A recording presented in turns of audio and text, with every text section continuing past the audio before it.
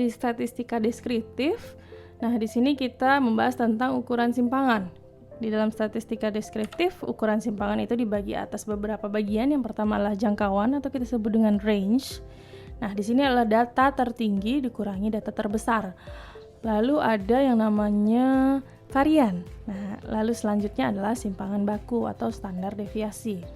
Di mana variannya itu sendiri adalah jumlah kuadrat dari selisih data observasi dari rata-rata, kemudian dibagi dengan banyaknya observasi. Ya, digunakan untuk mengetahui seberapa jauh sih persebaran nilai hasil observasi terhadap rata-rata.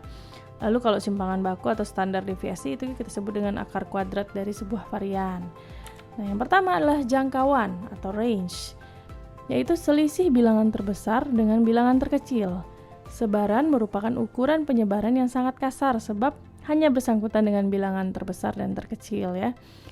Contoh ada data di sini yaitu bilangan terbesarnya adalah 100. Lalu bilangan terkecilnya adalah 10. Maka range-nya adalah 100 dikurang 10 sama dengan 90. Ya. Bisa sampai di sini, mudah-mudahan paham. Di sini ada 30 data ya. Ada 30 data.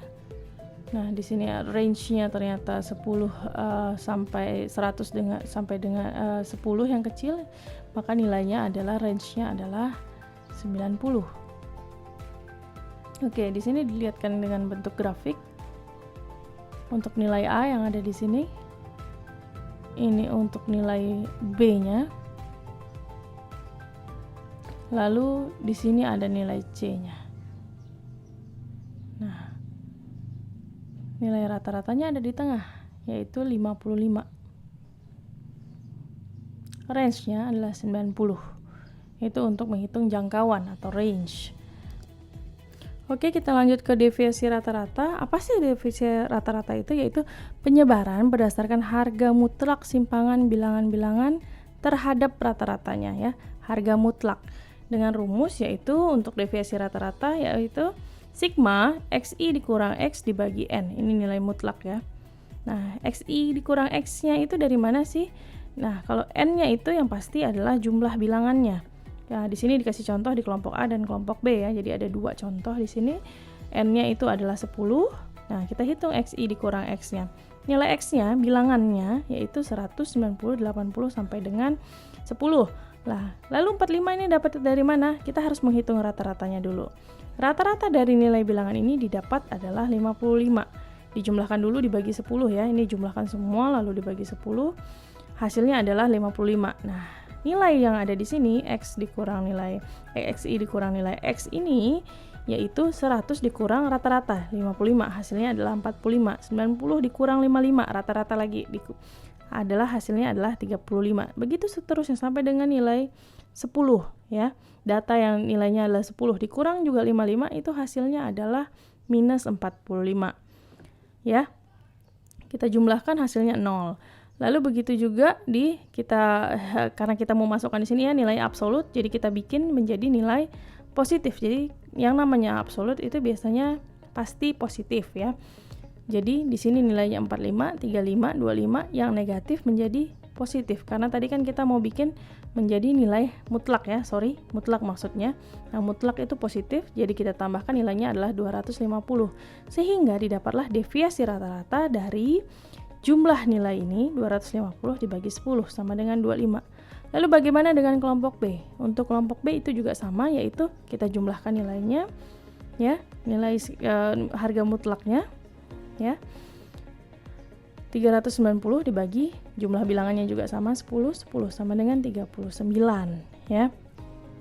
Jadi kesimpulannya makin besar simpangan makin besar nilai deviasi rata-rata. Kenapa? Ya dilihat saja di sini simpangannya makin besar kan ya. Nih.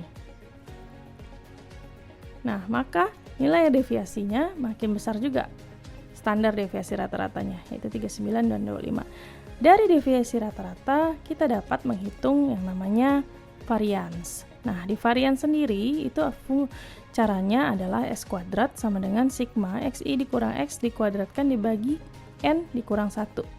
Sedemikian sehingga S itu sendiri adalah akar dari sigma jumlah ya, XI dikurang X kuadrat dibagi N dikurang 1. Dan varian sendiri itu apa? Penyebaran berdasarkan jumlah kuadrat simpangan bilangan-bilangan terhadap rata-ratanya dengan melihat ketidaksamaan sekelompok data yang fungsinya ya.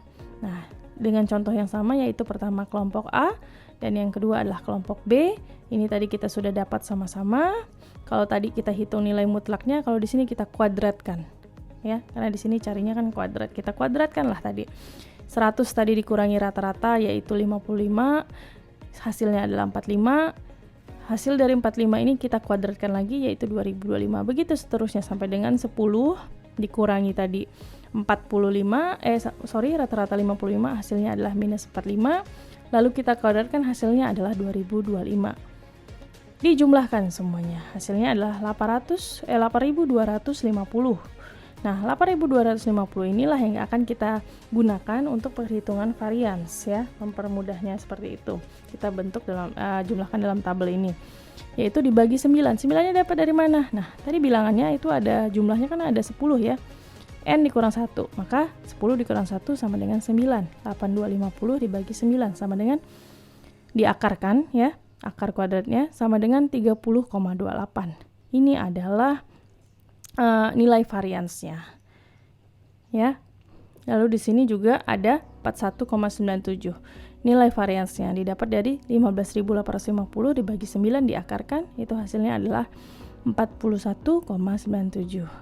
Maka kesimpulannya adalah kelompok A yang ini ya, rata-rata 55, DR-nya, deviasi rata-ratanya adalah 25, dan variansnya itu adalah 30,28. Kelompok B rata-rata 5, lalu deviasi rata-ratanya adalah 39, dan variansnya adalah 41,97. Maka data kelompok B lebih tersebar daripada kelompok A. Ini kalau kita membandingkan dua data dari dua kelompok.